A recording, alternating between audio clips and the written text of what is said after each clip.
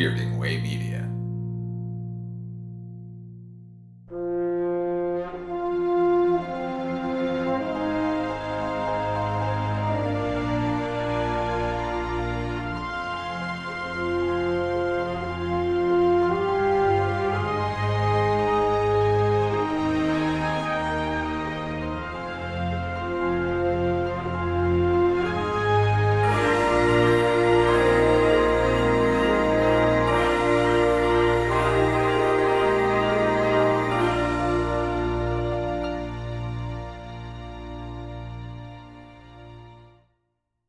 Welcome to episode 99 of the Filmmaker podcast. This is Jamie Benning, as usual, talking to you. Episode 99. Amazing to have got this far.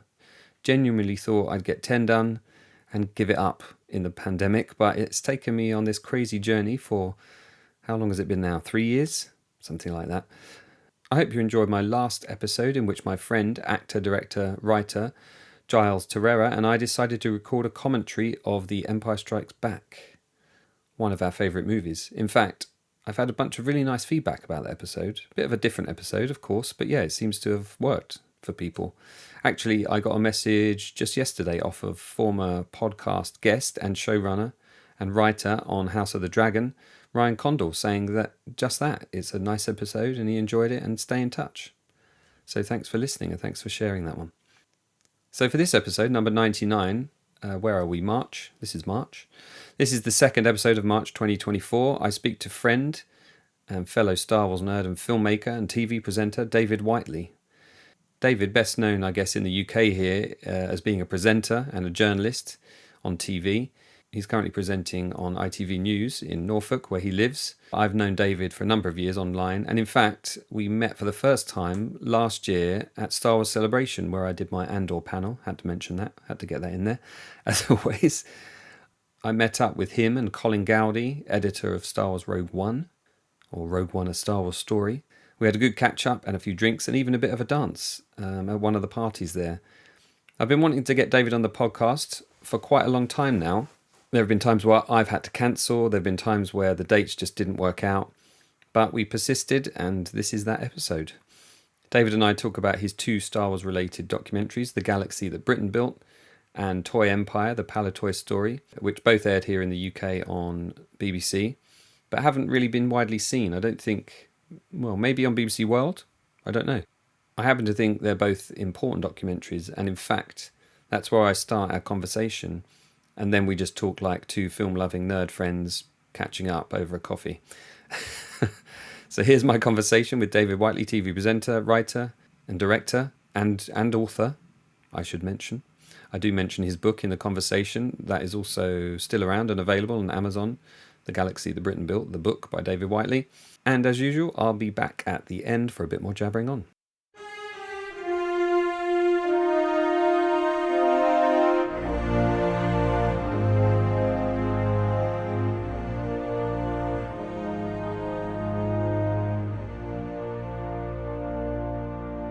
I think your documentary is important because they speak to me about the fact that it was made in Britain. A lot of it was made in Britain. And, you know, the toys, you did the documentary about the toys, you did the documentary The Galaxy That Britain Built and the book and everything. Because when I was, how old was I? I think I was about 5 and I was going through the Making of Empire Strikes Back kind of booklet thing. And I remember it saying like, outside London. So hang on, I'm outside London, you know, and there was this instant connection. Yeah. And I was this instant connection. And like my dad would take me in the car and we'd drive past Elstree, you know, because it was only around the M25. And those days, the M25 wasn't a busy place. And I always felt they were British movies and I was connected to them in some way. You know, they were made on the soil that I was on kind of thing. So that's what I loved about your documentaries is that story is kind of untold, isn't it? I mean, we've seen Robert Watts in the documentaries. I don't think we've ever seen John Mollo really interviewed to any extent, and Leslie Dilley and all those, and Skinner. And it's just, I think it's really important that that's pointed out because they're just seen as these giant Hollywood movies. I mean, that's how you open the documentary. But really, they are British, aren't they? Yeah, I mean, you were well ahead of me then because I never really kind of cottoned on to the fact that they were they were kind of shot here. Maybe I kind of did in the kind of, dark recesses of my memory, but I never really kind of cottoned on that they were British until I started looking into the doc. And I suppose over the years I thought, well, yeah, some of these guys are British. And you're right. I mean, it's Empire of Dreams is a fantastic documentary. Yeah, amazing. 2 hours of just, for a Star Wars fan, having grown up with it, you get totally immersed in those 2 hours. But I think there are 2 or 3 tiny snippets of Robert Watts and Norman Reynolds in the whole of the documentary, and there's very little is mentioned of London and Elstree and also the British talent who kind of rallied round George. Your Roger Christians, your John Barry, Les Dilly, Norman Reynolds, John Mollo, Robert Watts. There's this band of this group that were kind of pulled together from various other elements of the filmmaking world, kind of thrust together to kind of create this galaxy, this make do and men galaxy, which is what we now is now part of. Well, it is popular culture, isn't it? Yeah. What was the spark then for you to make the documentary initially? I always wanted to make a Star Wars documentary. Who would? To be fair, Jamie, I remember. I think what it was kind of that my love of Star Wars reignited when The Force Awakens came out, when Disney bought Lucasfilm, and seeing those old characters again and new characters. And I was on a train. I'd been filming in London, and I was coming back to Norfolk, and I saw that Mark Hamill was doing a talk to the student union at Cambridge University. Yeah, that's right. From me, that's not far.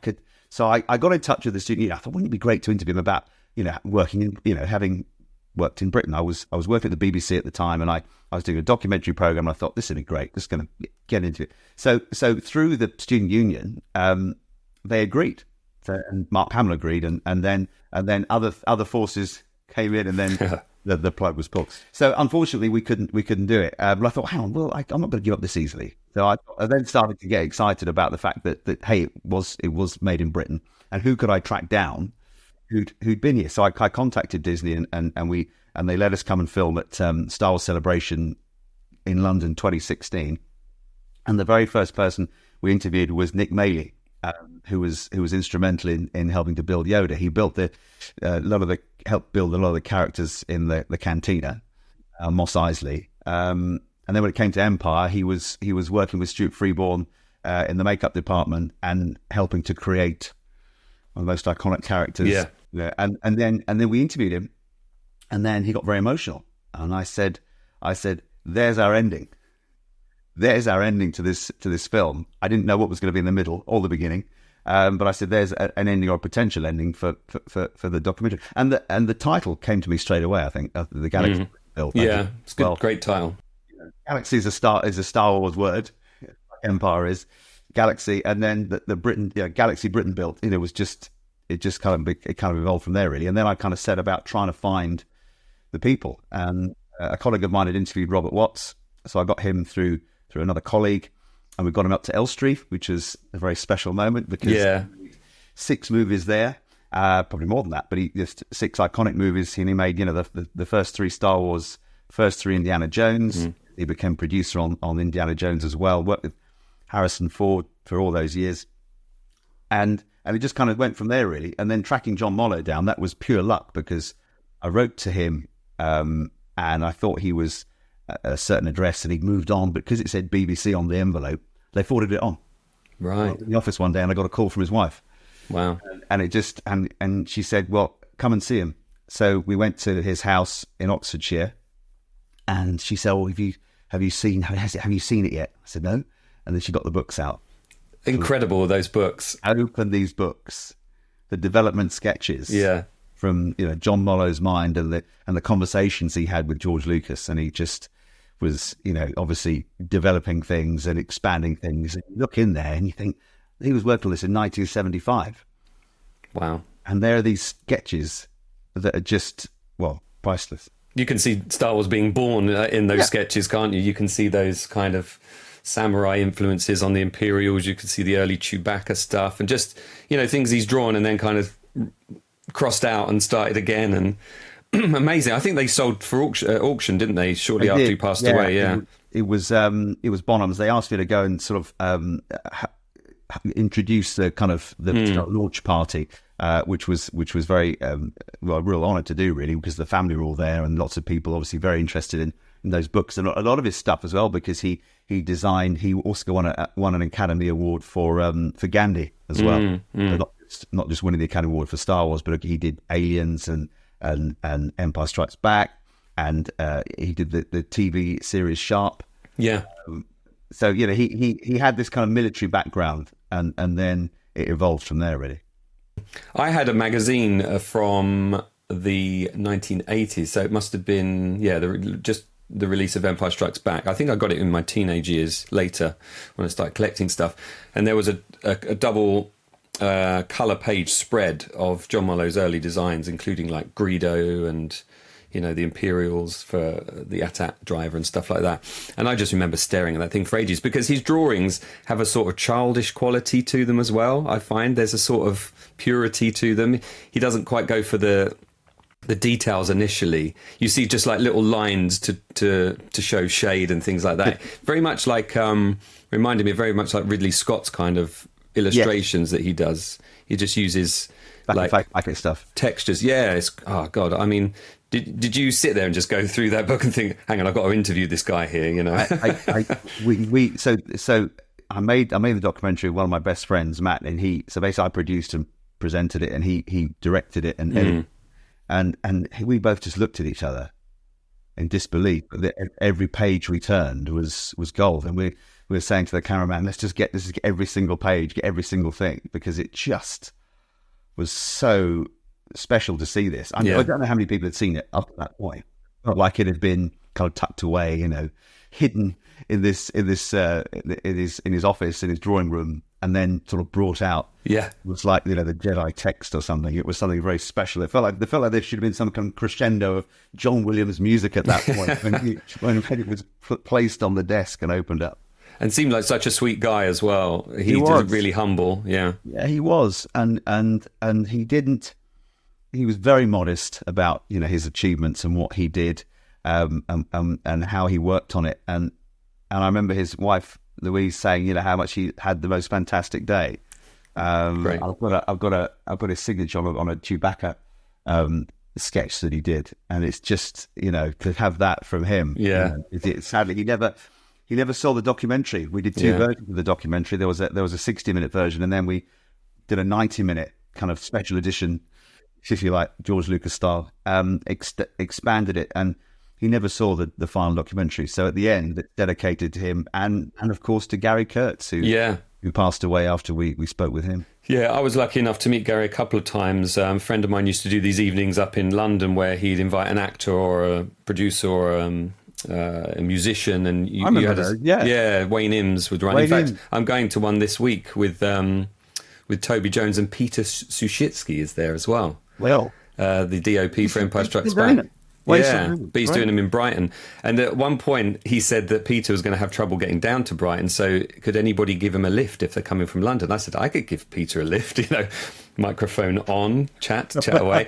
But it turns out he lives in northwest London, which is probably a 2-hour drive for me away. So at one point, I was going to be driving down to Brighton with the DOP of Empire, which would have been interesting. That's not bad. That's pretty good. I'll tell you what, though, you say about getting the autograph from John. I'm terrible at stuff like that. I forget to take a picture with the person, and I forget to ask them for their autograph. And Robert Watts, bless him, he looked at me and my buddy Paddy, who was shooting when I did my interview with Robert, and he said, do you guys want a signed picture? And we sort of looked at each other, and he said, well, you don't fucking have to, he said.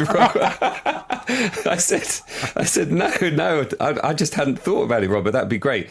And he signed that lovely photograph of him on the back of the Tauntaun, in the Empire set. Yeah. That's great. We use that in the documentary, that picture. It's lovely. Yeah, because you're right, because you meet so many people. So you got that fantastic picture of you and George Lucas, haven't you? Yeah. Formula One. Yeah.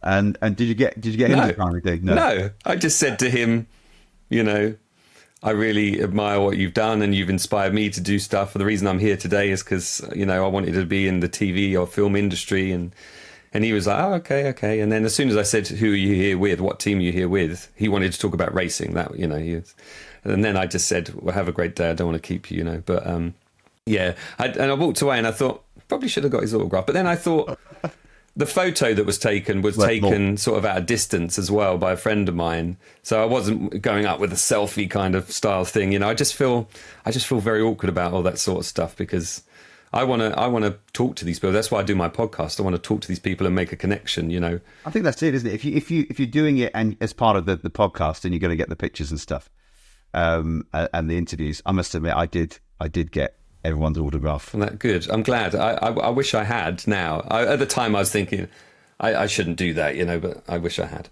Well, you know, I got Gareth to sign. Gareth signed my Road One poster, so did Cole Gowdy. Nice. As well as the Blu-ray. So I got the Blu-ray because nice. we had quite a few hours with Gareth in LA. And I remember thinking, oh, I really admire this guy. He's fantastic, you know. And there he was just sitting in the parking lot waiting for us at Sunset Media Tower. He said, oh, I'm downstairs. Just sent me a text. I'm downstairs. Oh, that's it. So go down and there is this, you know, fantastic filmmaker who continues to, you know, break boundaries with the fabulous creator. Yeah. Well, I was lucky enough to talk to him the other night, as we were just saying before we hit record. And I was, you know, just flicking through your book again this morning. There's that lovely picture of him and Cole and one of their friends at Star Wars the Secret Cinema, wasn't it? That's it. Yeah, which I was at as well on one of the nights that they did it. Great event. But I love the fact that Gareth is still as much a fan as the rest of us, you know. He went to in the book. There's a picture of him by the huts in Tunisia. I knew he said Tatooine there, like it's a real place. Yeah, it's really in our heads, right? It's a real place, Jamie. And he remember those old oh, there it is. Yeah. 35. That's it. Yeah, those old 35 mil film canisters. You know, 'cause we're old enough to remember. You know, when you put a film in the camera. When he went there for his 30th birthday, when he came back to see Cole, he brought back sand from outside Luke Skywalker's homestead. Give to Cole as a gift. Excellent. Which I think was just fantastic. Everyone else would think, why on earth would you do that? Yeah. But the Star Wars fans, you're like, yes, that's it. You have to do that. It's the sand from outside the homestead. I've seen the equivalent on Formula One and kind of rolled my eyes of people using a wallpaper scraper to get rubber off of the tarmac of the track and put it in a little pot. Yeah. You think losers and I'd take some sand. If you're obsessed about something, then you wouldn't you? Yeah. I think, you know, that's what we all get excited about. Definitely. It was great seeing Anne Skinner having the chance to talk. I saw her, I'm trying to remember what year it was. Toby Philpott, who was, you know, Jabba's left arm, he invited me to a trilogy screening at the BFI some years ago, and I went in the green room and I met, you know, Garrick Hagon and a few of the other guys that were there, and she was there as well, and I asked her if she would do an interview because I got one with Garrick and I had interviewed Toby already, and she said, I've kind of said everything. I think today's my sort of final go at this kind of thing. Oh, no. But her story is great because she was so directly involved with, you know, she was what they called the continuity girl back then. Continuity person these days, a script supervisor, and her script is amazing, donated to the BFI, isn't it? And it's got all of those annotations on it. She's got those wonderful Polaroids that I think almost every Star Wars fan has now seen online over the years, but maybe not knowing that they were Anne's. But she also got to rewrite dialogue, didn't she? Yeah, she did. I mean, you're right. I mean, she very modest again, very much like John Moller, modest about her contribution to Star Wars. But she was there for every single frame. So she was there for you know, Tunisia, for Elstree. So she saw it all unfold. She says in the documentary, I see myself as the editor's agent on set. Yes. Yeah. So I'm trying to make sure that everything is there. And she tells this great story, which unfolds in the doc, is the fact that she said Sir Alec Guinness was having trouble with that famous speech about what the Force is and explaining it to Luke, and they kind of rewrote it together. And you see it, you know, in pencil on the side of the script, and I think they then showed it back to George, and he was happy with it, and then Alec got on with it, and it's become, you know, everyone knows that speech now. It's great, isn't it? I must get up to the BFI at some point, and because I think you can go there and observe some of their artifacts, can't you? And I might just want to get that out and just have a pour over it, because I'm sure there's shorthand and stuff, and I'll struggle to read some of the annotations. But I think she says in your documentary, doesn't she, that she wasn't even looking down at the script. She had to be looking up to see what was going on and making notes about any changes that might have happened. And yeah, she was constantly having to look and see what was going on. And I remember because Anne was a late addition to the documentary because we'd done the 60-minute version, and then I wanted to kind of round it off. 40 years of Star Wars. The last film was coming out of the trilogy, Rise of Skywalker, and I thought, wouldn't it be great to kind of do a 90-minute version? I don't know what I was thinking really, because you always like, as a filmmaker, we had a 60-minute version which told the story, but we were never really happy with it. It never really felt like it was complete because we had to cut so much back because of time constraints. So what we were able to do was we kind of pulled it apart. And then we thought, well, that section, we can make a gap in this section, a gap in this section, but we're going to have to redo the whole kind of narrative because I'm going to put Anne in there, and we got more of Roger Christian talking about the weapons. We had a lot more of Gareth and more of Cole. We just expanded all those bits, and then we found loads more archive, and then the London Symphony Orchestra to get their archive. We spoke to two of the principals who played for John Williams. So it kind of started to expand, and I always thought, because the time it was in history, in the 1970s, there are very few women that were working on the picture. And then I was going through the making of Star Wars book. I went, who's she? Hang on, with her sun hat on. Yeah, literally just did a Google search, and as you know, she donated everything to the BFI. I contacted the BFI, who contacted Lucasfilm and gave us permission to film the annotated scripts and the Polaroids for the doc, and came along, and we filmed in the basement, and there was no air conditioning. It was a really hot summer. I'll never forget this. It was so hot, stifling, and we had to keep stopping, kind of mopping our brows because it was just so hot in this. And you wanted to wrap it up quickly, but I didn't want to wrap it up quickly. Yeah. Everything she said was ill. Just like the original Star Wars when they were filming in 76, the summer I was born, the hottest summer on record. Yeah, and they were in Tunisia. Yeah, because I'm a year older than you, because you were born on May the 4th, weren't you? Which is, I mean, is there anybody born on May the 4th, 1977 that has decided it means nothing to me? Star Wars I've never even seen it. There must be loads of people like that. I guarantee. I mean, when I met Gareth and I said I was born May the 4th, 1977, he said that is the most Star Wars birthday anyone could possibly have. Of course it is. It is. And then Star Wars. I had to be a fan, really. But yeah, I reckon there's loads of people that don't give two hoots about Star Wars. Yeah, I know a ton of people my age, and I've never seen it. It's not my thing. Many people. I like real movies. You say, what's your favourite movie? Die Hard. Right, okay. Yeah. I mean, it's a good movie, but it's not real. It's as unreal as Star Wars, let's face it. Yeah, exactly. My wife's only seen the first one because I made her, I think. Yeah, right. She's never seen it. She grew up never seeing it. And I always find that so odd if you grew up around that era and you never saw Star Wars. Yeah, it's funny, isn't it? You mentioned about the archive a minute ago there. As Star Wars fans, particularly people like us who are into the behind the scenes of it all, seeing a new photo or seeing a new bit of footage you haven't seen before is something that's super tantalising. It's just the thought of seeing it. So when you dug that stuff out, there's that arena programme, wasn't there? Stuff that I'd only seen snippets of. What was going through your mind when you came across that stuff? I'd seen it on YouTube, like a low quality version or bits of it, snippet. It was actually from a program called Risk Business. So it was. I thought it should have been called Risky Business, but anyway, there you go.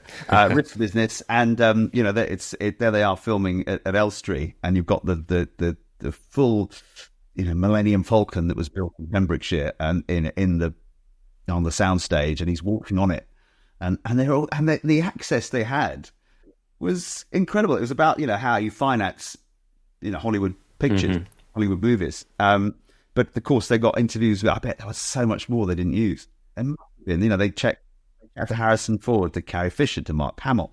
It's Anthony Daniels, and then they talked to Irvin Kershner as well. So you've got all these amazing interviews. They're only tiny snippets, and I thought someone somewhere may well have those rushes lying around. But yeah, we got the whole thing because I was at the BBC. We were able to. It was a BBC programme.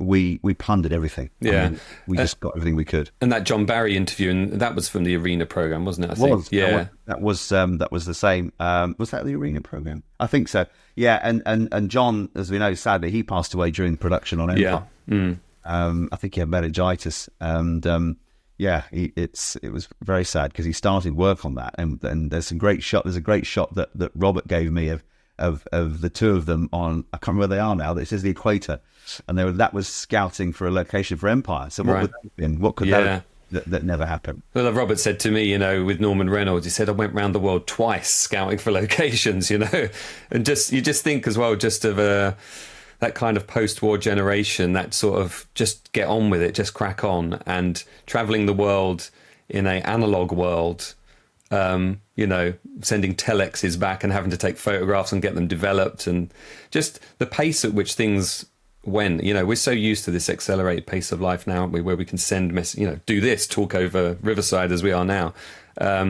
I'm sure we would have still made a connection at some point, David, but it was guaranteed. I mean, we've known of each other and kept in touch for many years now through our work through our love of Star Wars, and I think that for me, there were times when I was making it, and I'll be honest now, that I actually hated it. I hated Star Wars, for about 3 or 4 months, because it was a very, I mean, when you get the final thing and it's all done, and the critics are very kind, and the reviews are very good, and the thing that I was most worried about was what fans would think, because I thought, I don't want to get this wrong, because it's something that so many people care about, as we know, passionately, deeply about. Yeah. So that was always my concern, that I had to get it right, and hopefully, I think we did. Yeah, and I worked hard to kind of make that happen. But there were times that I just didn't want to, I didn't want to. It just became, so difficult to kind of put together. But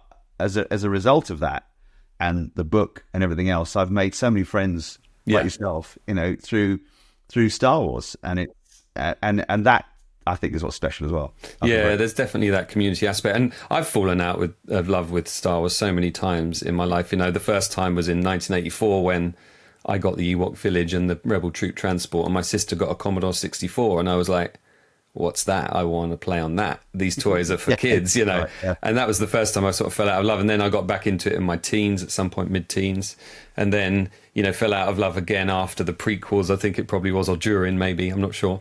And then, 25 years old now. Yeah, I know. That's insane, isn't it? I saw that crazy Empire cover. Yeah, I mean, I've never really... They're films I like aspects of, then they don't mean as much to me as the original movies. There's something about those originals that initially sparked my imagination and all of that stuff. Whereas there was all that expectation, wasn't there? In 99, we all went in with so much loaded in our minds that what was going to happen and what could happen, having thought about it for all those years. Yeah. That trailer, and we didn't quite know what was coming out of the mist, and it. Yeah. Well, here we go. This is Star Wars. This is Star Wars again. I think that, but also, I think is very special is that we had the original trilogy to grow up on, and then there's this the next generation now absolutely who grow up on the prequels and have this amazing affinity with Hayden as Anakin, and then bringing him back in the Obi-Wan Kenobi series. You can we were at Celebration for that, and it was just the premiere of that, and you had the guys on stage, and then they're putting it on. Of course, everyone's going mad because you got this generation that grew up with their own Obi-Wan Kenobi. Absolutely, yeah. I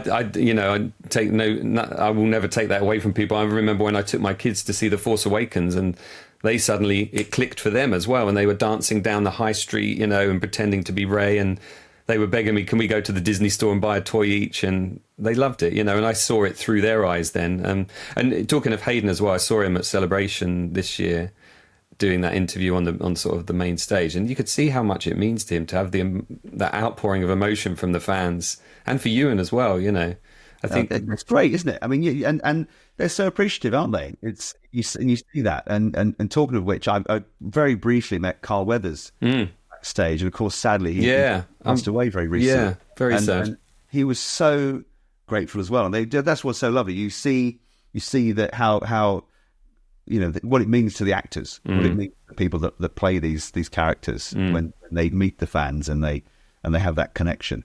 Yeah, definitely. Talking of connection to the films, we've not talked about the toys. Now, the toys for me were a massive part of my life. I mean, I can reach in several directions here and grab a Star Wars toy, and right behind you. For people listening at the moment and not looking, behind David, there's the original Darth Vader figure case, There's a Boba Fett helmet. There's a Grogu. I can see Well, some celebration passes hanging up. yeah, celebration passes. There's the original Super Trooper as well. Yeah. You see it. This isn't good for radio, but it works for television. Oh yeah, yeah. The white Boba Fett kind of. Yeah, and just us nerds are like, you surround yourself with stuff that you like, don't you? And then it helps me. And I actually have a fantastic book here, Return of the Jedi Unauthorized Timeline. By a bloke called Jamie Benning, yeah. He's sitting here in my and I've got your book next to me. Isn't it great? But there's something about those designs, though, in those movies, and particularly for us, the original films, and just being able to have those figures in your hand as a kid. I mean, I would just pore over them. I'd draw them. I would place them in certain situations. I'd go over the road to my friend Daryl's house and we'd play in the mud and the sand and the snow when we could. I've lost far more. I think I've lost quite a few in a pond we had in the front garden. Yeah. Because it was like Dagobah to me. It was, yeah, of course. Yeah. It's surely a swamp. And this is where Yoda lives. But yeah, I think I lost a few Ewoks there. But you do. And when you got them, I remember getting the Millennium Falcon, which I still have, my original Falcon. Do you? Brilliant. Yeah. And, both my parents are no longer around. So that connection to Star Wars for me is very much entangled with my dad and my mum. And my mum actually phoned up. I can't remember what story it was now, but it was about, because I live near Southend, and she drove to Chelmsford to get the last Millennium Falcon. Like, she phoned up in a time when you have to just phone up, and they said, we'll hold it for you for an hour. Yep. My mum had to do the same for my Jabba the Hutt. She couldn't find it anywhere. I was living in Dartford, so just across the river from you. And she couldn't get it in Bexley and Crayford and Dartford. And she had to drive to Croydon, I think, to get the last Jabba the Hutt. That is a long way. Yeah. That is a long way. Yeah. I remember getting it in a box and just thinking, oh, wow. And just totally blown away. and I remember after seeing Return of the Jedi, which is the only one I saw at the cinema. I ran because I was 6. And my dad bought me an Ewok. A little figure Ewok afterwards. I was being so grateful. It was £2.50. Yeah.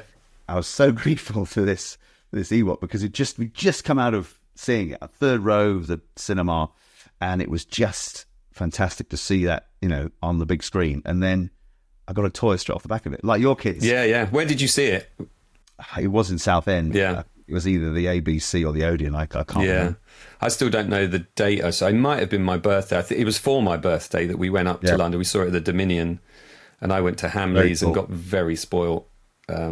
I got the AT-AT and Snowspeeder and a bunch of figures. I remember looking... getting excited about an Ewok, and you got the AT-AT. I know. My parents didn't have money, so I don't know how the hell they managed to put... I think my mum and dad would put in extra shifts during, for our birthdays and Christmas and things like that. Because we certainly weren't a well-off family, but somehow Christmas they always managed to pull it off. I remember getting the Falcon, so it must have been 1981 or 2. I think mine was it was in the Empire box.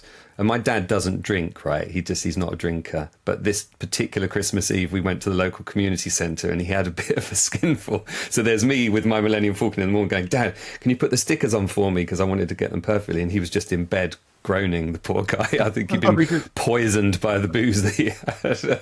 Maybe he was just relieved that he got you everything. Yeah. This is my reward now, that I've bought my son everything he could possibly want for Christmas. Yeah.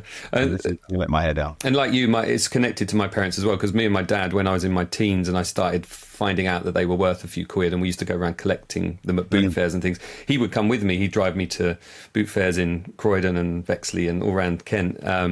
And he got really good at spotting them, to the point he was at an antique fair in Norwich the other day, and he spotted a Jabba the Hutt, and he called me up and he's like, this Jabba the Hutt's here. Is it any good? And there were bits missing, and there was a Rebel Commando as well. But the price they wanted for them was ridiculous as well. But he's still got that eagle eye, which we sort of trained together during those months and years collecting bits and bobs.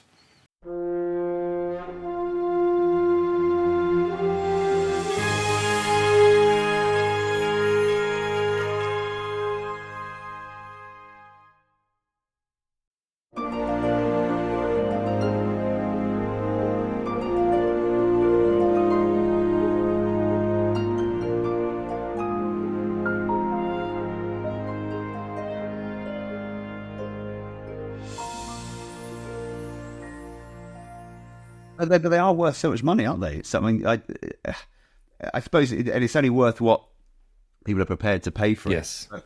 And I totally get why people collect the ones in the packs and everything.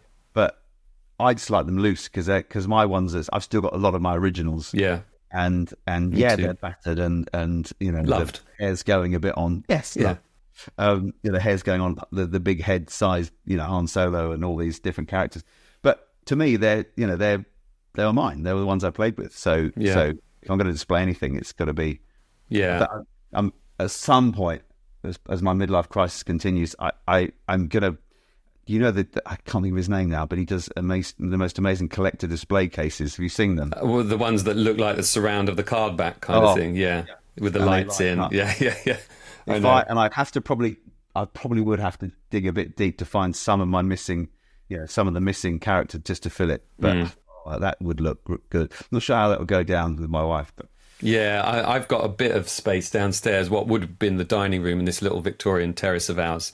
I installed a cinema screen and a projector some years ago, so we don't eat in there, we eat in the kitchen. So got a sofa there, and I've got a little cabinet with my figures and a few of my posters and storyboards and things up on the wall. But yeah, the rest of them are sat under my bed at the moment, all the figures that I had. Oh, my Falcon's tucked away, and yeah, I really, it'd be nice just to have them up. Need a little den of some sort. Yeah, maybe they've got a summer house. Maybe I should deck that out. Well, I got this. I have this office here, but it is full. It is full of stuff, and it's loads of posters and pictures and everything. It's very Norwich with the barn door kind of look behind Yeah, you. It's very Norwich, isn't it? It is. It is an old house. It is 400 years old. Is it really? Wow. Yeah, this is a new bit on the end, but it's a very old building. So you made the documentary about the British side of the figures as well. Palitoy is a logo that just, again, kind of speaks to me. It takes me back to my childhood because I remember back then when I was buying those figures, I remember going to Brighton one day with my parents and I wanted a Jawa. And we found this giant toy store. I don't know what it was. I'm not sure. It was pre-Toys R Us here in the UK. Yeah. And I remember asking this guy who worked there, do you have any Jawas? And he said, you'd be lucky to get them. They're collector's items. And this was about 1983. Really? So maybe he was talking about the famous vinyl caped Jawa. But there was something about those Palitoy ones because the card backs were nicer. I always liked the Palitoy card backs because they would sort of show more stuff on them. And that logo kind of spoke to me. I've still got a few of my card backs knocking around somewhere. Yeah. No way. I did have a ton of them. I'd like maybe 500 of them at one point when I collected bits and bobs in my teens and 20s.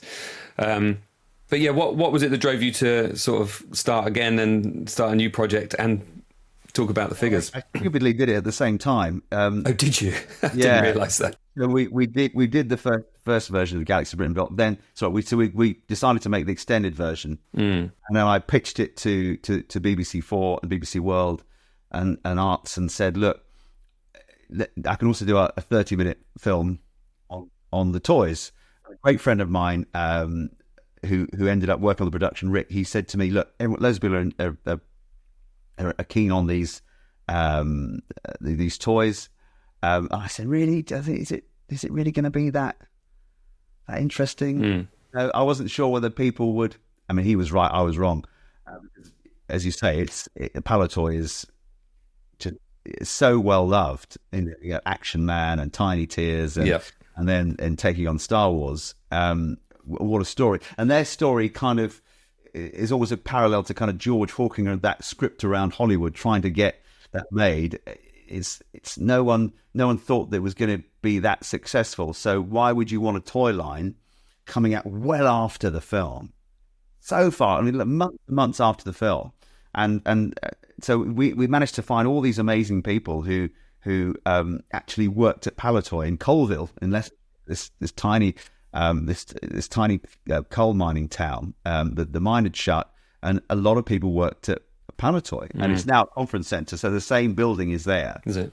And we interviewed the guy that ran the place. Sadly, he passed away a couple of years ago, and they had this amazing. They didn't want no one wanted Star Wars within this group, but they're like, well, we'll have it. We'll have Star Wars. And obviously Kenner they designed them. They designed the figures, but there had to be manufacturing in the UK, and one of the most famous toys built by Palitoy, by Bob Breakin, was the cardboard Death Star. Yes. Oh my God. Which is worth a lot of money, because in America it was a big plastic mold, a tower, but then in the UK they designed like a half semicircle, or like a semicircle dome, if you like, slotted together, and because it was cardboard, they perished. So if you've got one now that's in good condition, they're worth, oh, goodness knows, and they haven't got any. These guys, so they wish they'd kept some. Yeah, they I bet. any good stuff, and they wish they had. So you go to an auction. We filmed at an auction for the documentary for Toy Empire, and all this stuff is selling for so much money. Crazy. I remember seeing that Death Star probably about 1985, because I think at this point, like I said, I'd got into computers and things, and I was at a boot fair with my parents, and I saw this big, long sort of landscape box of the Palitoy Death Star, and I sort of lifted it open. There's all the cardboard bits in there, even the dome bit on top, the gun. And I said to my mum, "Oh, could I have that?" And she's like, "Oh, you've grown out of all of that stuff. You know, you don't need that." What do you have, time machine, Jamie? Yeah, I know. Back to that boot fair. I know.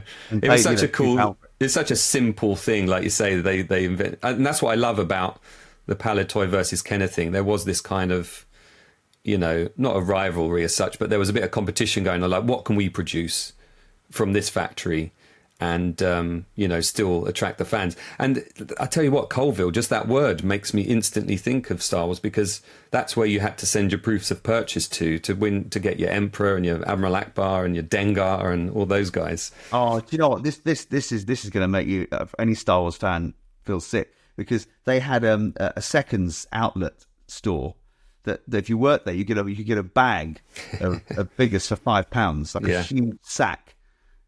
You know, actually on site. Insane. And so people in the town would say, "Oh, can you get my son this? Or can you get, you know, my you know, whoever this?" And they would do it, you know, because of course it was built.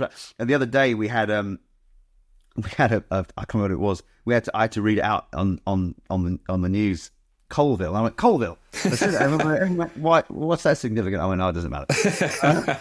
Like, it doesn't matter. You would, if you don't know, you don't know. But there's no point in trying to explain it. But as soon as I saw Colville, Leicestershire, you know, yeah. I remember though, back in around that sort of period, maybe 86, 87, you used to see bits and bobs knocking around still in toy shops, and Woolworths here in the UK, they would sell a big bag, like the size of a big bag of, I don't know, Doritos kind of size, just packed with figures, 99p sticker on it. 99p. Yeah. I remember exactly that. I used to go to the one in the Broadway, Leon C, near Sowling, where I lived, and go to Woolworths and get packs of figures for 99 pence. I still dream of finding like stashes of figures and stuff from my collecting days.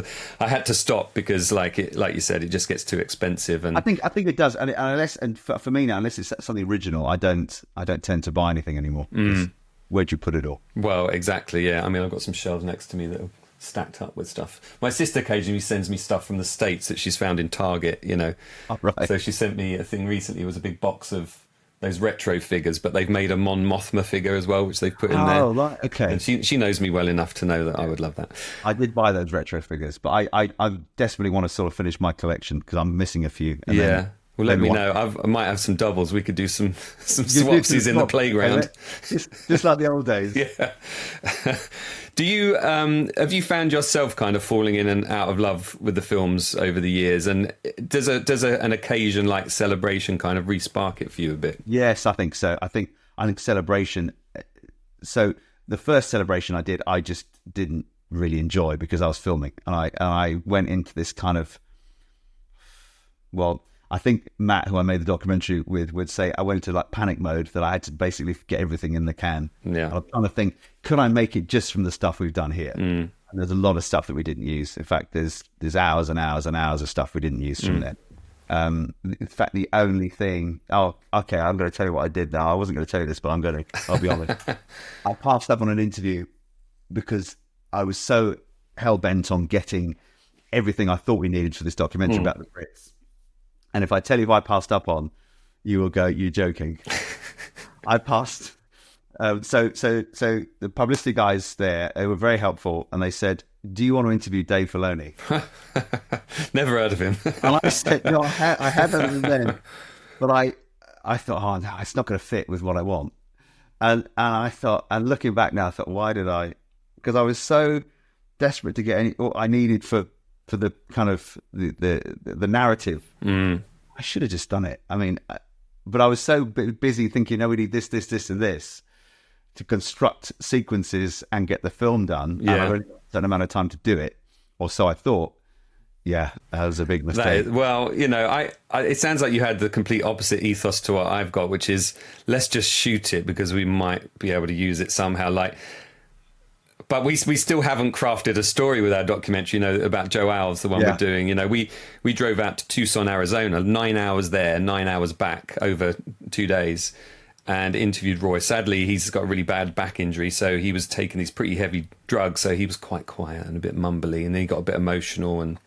But we came out of that experience of spending like a day with him and his wife just going, this is why we're doing this. It's to make these connections with people and to spend time with people. Yeah, exactly. It's not, the documentary in a way is sort of secondary to that kind of stuff.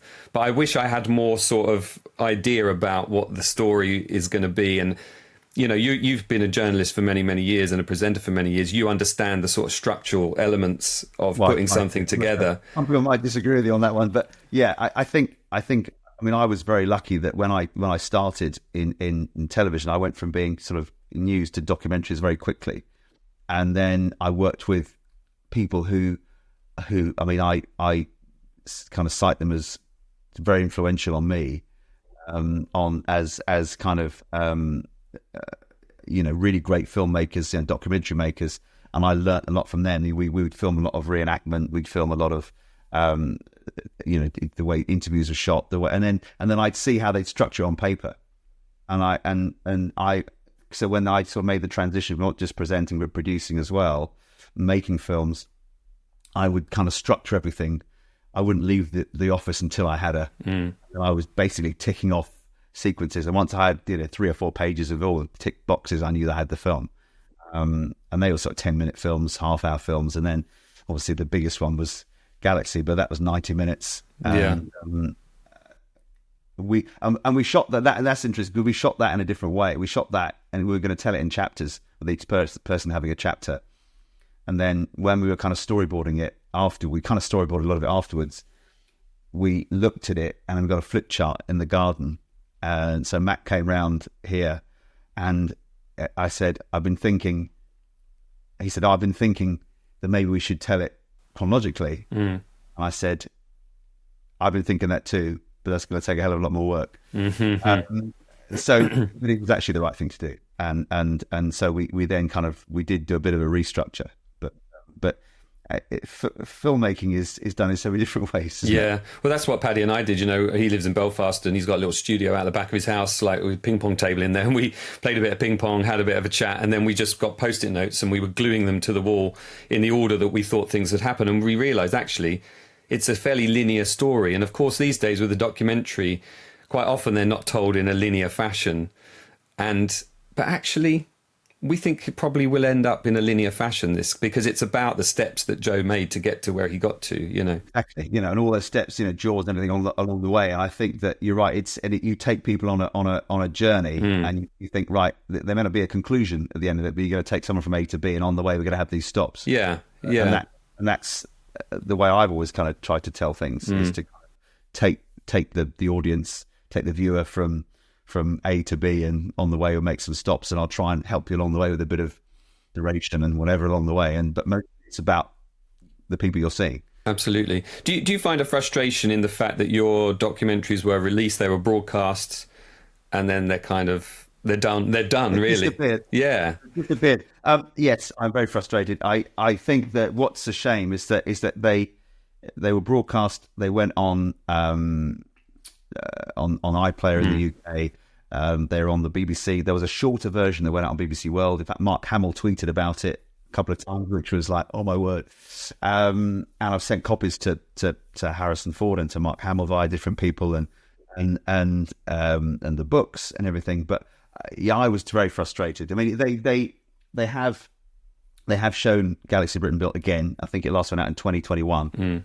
It was 2017, was it originally? Yeah. Well, the original, and then the feature length Yes. version, the complete version, the version that I don't want anyone to see the other version. The director's That cut. version was 2019. So that was around when The Rise of Skywalker came out. I think it came out the same week as did Toy Empire. Toy Empire was broadcast a lot on BBC World because they partly commissioned it. So that went out, I think, something like, I think it was 25 times, which was just amazing. It was shown all around the world, Les done, which was a bit weird. And then Galaxy was shown, say last time was 21, Christmas 21. And I just wish that someone would scoop it up. I wouldn't make anything out of it because the copyright is not mine. Sure. But if somebody were to, maybe if Disney Plus wanted to, somebody could buy it and then to get the stories out further. Yeah. The stories of these guys that just, they worked. So, and also, Robert Watts said it was an American British co-production. You had the amazing talent of ILM. You had the incredible, ground. I mean, that Disney Plus series is just fantastic, and you see what they did. San Rafael, and they were creating just this amazing new kind of technology that never seen before. And yet after that, you see some of these sci-fi films, and they're appalling. Oh, it's shocking. Absolutely dreadful. Absolutely dreadful. Hang on, Star Wars, they did this, and this is several years later, and it's dreadful. How could you not learn anything from what ILM have done and are continuing to do? So I do find it sad that especially when these, let's face it, they're not getting any younger, these people, and it would be so nice to kind of wave the flag and show the rest of the world the full version and get it off these shores to other shores, for people to see. I think so. Like I say, there's nothing in it for me. But I'd be very happy to see it kind of, and also I look so young in it now compared to. You look no different. Different T-shirt. You're so kind. Flattery will get you everywhere. I look at it and so the first stuff we filmed was of me on camera was that Star Wars Celebration, and that was 8 years ago. And then we did a load of the pieces to camera at Elstree. And Elstree's closed now. Elstree, the studios are closed. They found I think they found asbestos or something, and they. Is that right? They closed. I tried to, because when a friend of mine, Clayton Sandell, was coming over from the States. Yeah, I know Clayton. Yeah. Clayton well. You both did amazing hosting at Star Wars. Yes, yeah. And he said, "Do you think we can go and have a look around Elstree?" And I said, "I'd love to." I thought I'll take a day off work and before we do Celebration, because he was in the UK for a while with his family as well. So I contacted them. They said, "We're really sorry, but at the moment it's closed." Oh no. I said, "Oh no," and I don't know if hopefully it'll reopen. But I had the opportunity to walk around there maybe 20-something years ago, and it was kind of weird just being in all those corridors of the offices and things, and the workshops where Landspeeder was built and R2 was built. And all. Great. And I filmed there. The same. I filmed there a few years ago, sort of in between when I left the BBC and joined ITV, when I was trying to get some other things off the ground, and they were brilliant. They're really helpful. We were filming. We could only sort of film outside. We couldn't go in because studios are being used, but just to be outside those and see that it says stage 7 or stage, and knowing that great movies are filmed there. Yeah, I even went in the cafeteria, the bit there where I've seen photos of Harrison and Mark and everyone sat down. And one of the things I was going to mention actually is about the Britishness angle. I didn't know that story from Peter Bill about, it was kind of sold with Alec Guinness and Peter Cushing as the stars, and that's how the film kind of got pushed through. Yeah. I don't think that's really mentioned elsewhere. I don't think it's in Jonathan Rinsler's book or any of the other documentaries. I think Peter gave us a fabulous another person who I was trying to get hold of, and I found him through LinkedIn, and we got chatting, and then he now lives in Spain. But when we interviewed him, I was just going to say that. Yeah, he lives very close to 20th Century Fox, to Nakatomi Plaza, going back to Die Hard, your Die Hard reference. Yeah. And so we filmed outside the Fox studios, did a piece, and then we went to see him, and he just told us that most amazing story about because there weren't. He said there wasn't much business, there wasn't much work for British actors, and Equity, he said, weren't too keen on giving lots of parts to American actors when a lot of British guys work. So they changed the cast list and they put Alec Guinness, Peter Cushing, Dave Prowse at the top, and made out that the other roles were going to be a bit Harrison Ford, Carrie Fisher, Mark Hamill, the smaller roles in the film. And I said to him, well, they must have found out. He said, well, he said, by then they've forgiven me, he said. That's great.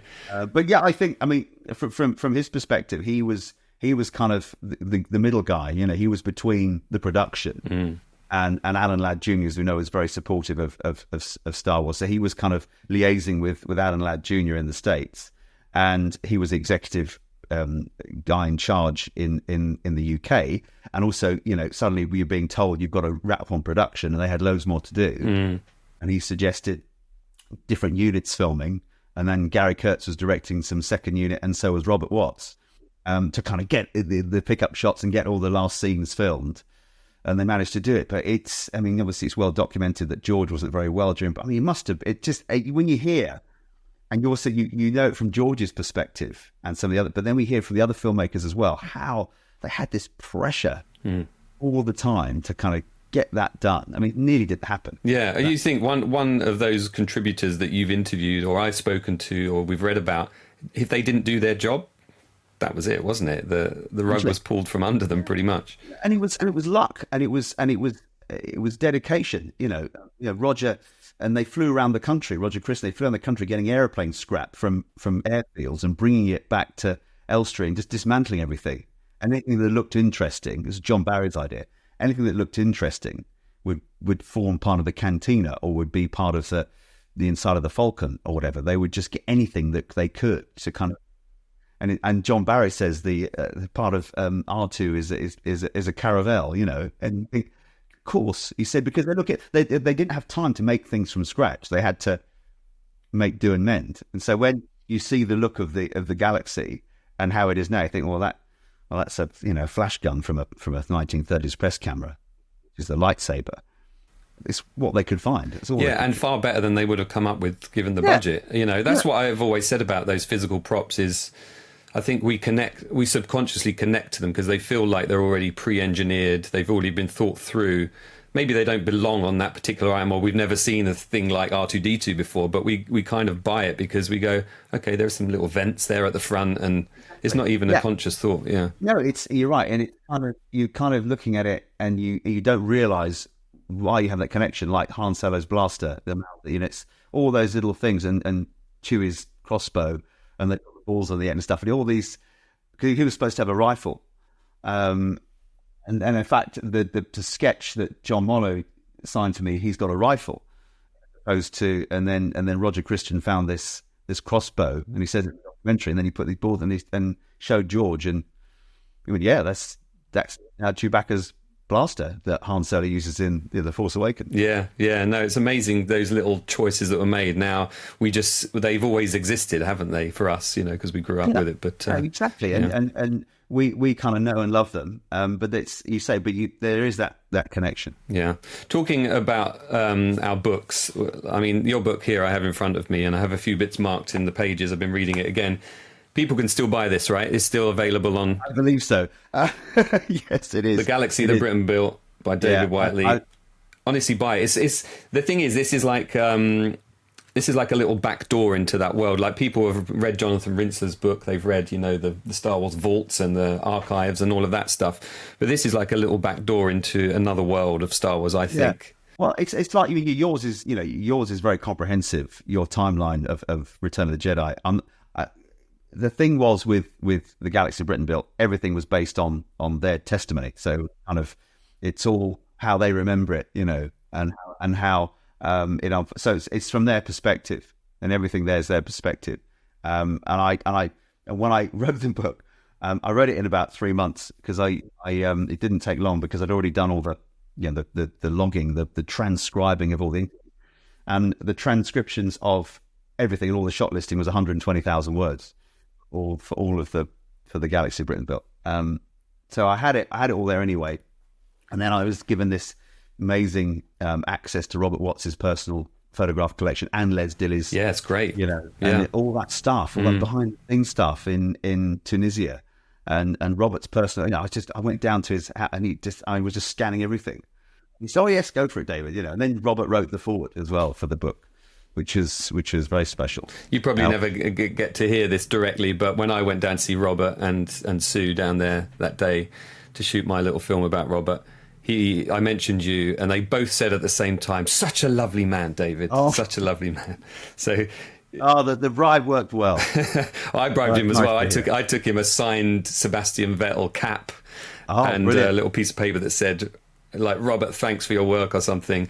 And I think you told me that he liked Formula One. Yeah. And I managed to get that for him. My dad was like, "You haven't got me anything, you give it to this guy." Yeah, it's Vettel's hat, and you've never got me anything. No, that's very nice to hear. Thank you. Yeah, they are lovely people. I think as well, it's, for me, he was so modest as well. They're all modest. They kind of come across as very humble and modest. Gareth says this as well. It's in the documentary. He talks about the British kind of perspective. That everyone's so willing to make things happen. Yeah. Nothing's too much trouble. And he says it. He said, "Okay, Gav, I'll see what I can do." Yeah. And Cole says the same thing as well. And it's that kind of, I can hear him saying it now. It's that kind of eccentricity that we have in Britain that we kind of go, "Oh yeah, we can do that." Yeah, yeah. And look how crazy Star Wars must have seemed at the time. Completely.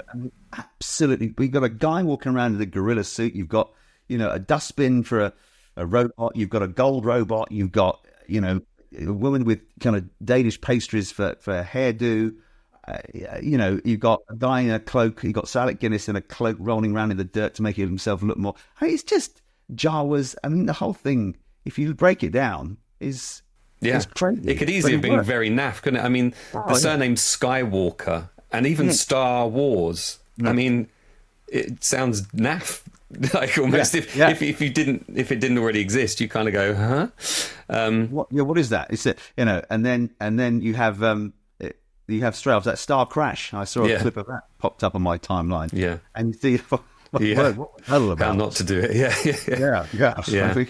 Yeah. And everything just came together, and I think, and once they had the special effects and John Williams' stunning score. It just this kind of recipe, and all helmed expertly by George from his own mind and what he did, and bringing those people around him, just created this. And look where we are now.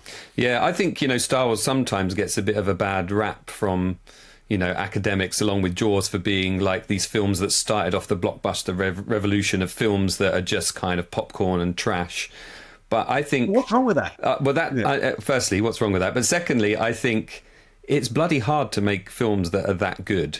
And people have been trying for 50 years to kind of replicate those movies and still haven't managed to do it. I watched Jaws on the big screen at the BFI the other month in mono from an original print from 75. And it was fantastic. It was so good. Yeah. And there are bits in it. I'm still noticing bits in that movie. And Jaws. Jaws is. After Star Wars. It was my brother's favourite movie growing up. So we would watch Jaws a lot, and we still quote. We'll go into our impressions of Quint or whoever, do the whole Indianapolis speech. But it still holds up to this day.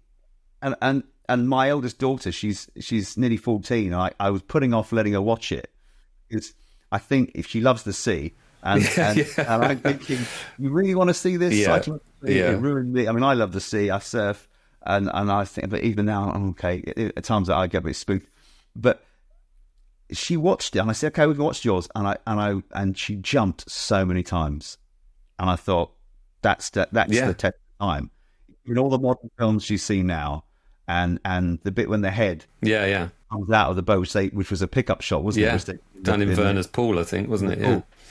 And that shit, because I know it's coming, and I'm anticipating the jump myself, and she jumped out of her skin, and I think what a fabulous movie that still to this day is so watchable. Well, I saw Empire on the big screen just before Christmas. It got re-released in picture houses, and we went to our local one here in Bromley, and I forgot how jumpy that movie is, actually. There's quite a few jumps in that movie.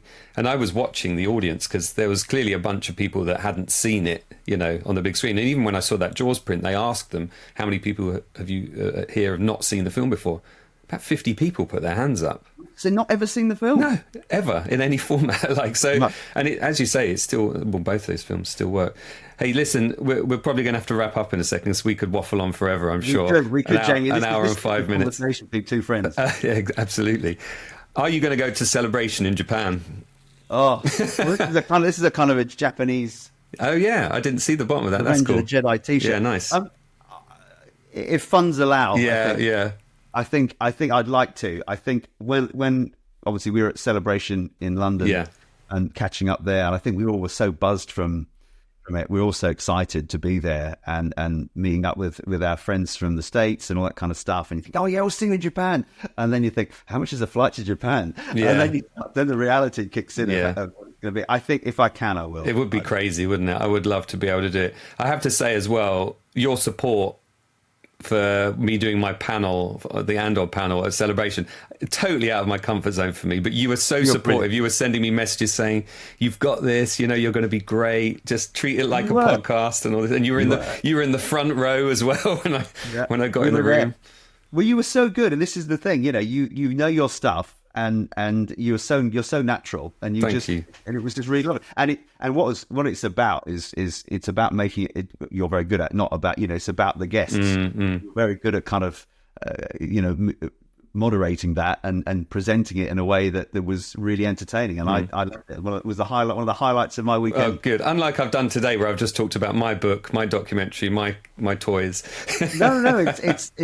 But as you say, mates having a chat. I did hear about your stuff so yeah. I mean, it's. I kind of worked on something else, and I really hope it finishes. I've got something else in the pipeline that has been kind of there for a while, and I'm hoping that it's kind of Star Wars related. Yeah, fingers firmly crossed. Yeah, and I'm hoping that maybe I can finish those and get those done. But yeah, it's and I was so grateful to everyone who watched it, who was involved in it, and actually what it's done, it's connected me to so many lovely people like yourself and other people around the world who love Star Wars.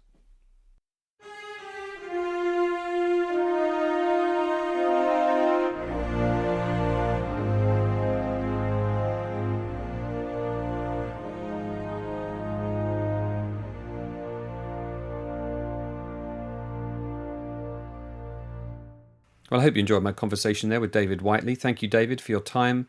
Glad we managed to finally do that. Hope to see you next time I'm up in Norwich. It's where my parents live these days, so hopefully we can arrange to meet up there. And I was going to mention, actually, about Norwich. If you're ever in the UK, there's a great newish shop there called Cosmic Joe's, just full of Star Wars collectibles, pop culture collectibles, He-Man, E.T., just everything. And there's a little cafe down there, and there's a wall of just vintage Star Wars stuff, vintage collection Star Wars stuff, I should say. And for those of you listening outside of the UK, Norwich is a town in the east of England, sort of that kind of lump on the eastern side of England, known for many things, like its cathedrals. It's a market city as well, and of course for Alan Partridge. As we mentioned in the podcast, I've been wondering about Japan Celebration. I don't think, well, I know I can't afford it, so unless something amazing happens, like I'm invited by Lucasfilm to do a panel and they pay for my flights and my hotel, then I doubt I'll be going. And I'll be watching it just like I've done before in the past online. But who knows what might happen. There's a year to go. Next up on the podcast, episode 100, is the master of animation, director, producer, and, well, let's face it, legend, Phil Tippett. I'm super grateful to a certain publicist at ILM and Skywalker Sound who managed to get me in touch with Phil. That will be the first episode of April 2024, next month, so do keep an eye out for that. Please share, retweet, subscribe, follow, review, all of those things when you can.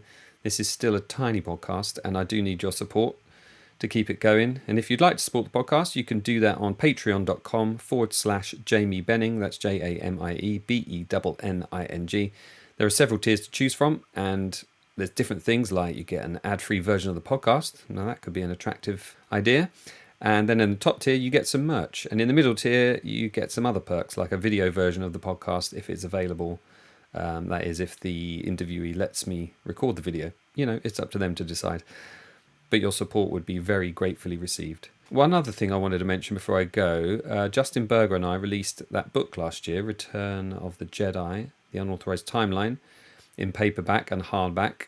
Sales haven't been as big as we'd hoped, despite being an awesome book. So we've decided to reluctantly release it as an ebook. I say reluctantly because we assumed it would lead to piracy. And then once that happens, it's gone. But the book, isn't selling great because we haven't got a big marketing campaign. We can't afford to throw hundreds of pounds at this. We think it's worthy of that. It's a great book. And we want to get it out to people because we spent a year making it in our spare time. We think it's pretty special. I think the unauthorized bit of the title puts people off. But as I say, we did put a lot of effort in and we really want to share it with people. So yeah, on Amazon in your region, it's available as an ebook. It's less than £15 here in the UK, and I think it's about $12 in the US, maybe even less. I should check, shouldn't I? Why don't you check?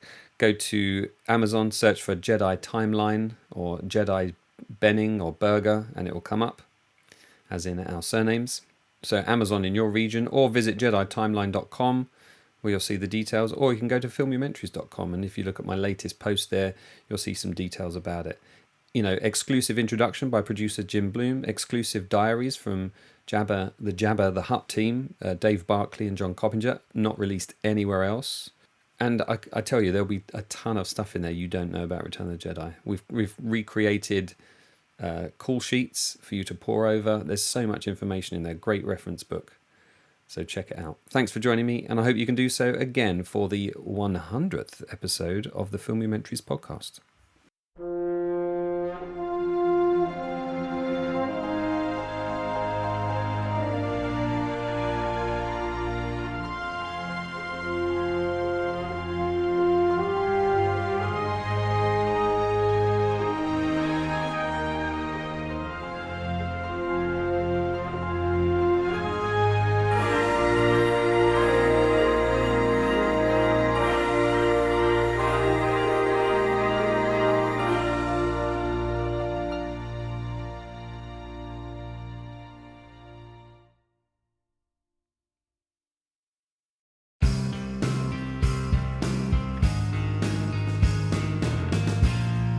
Weirding Way Media.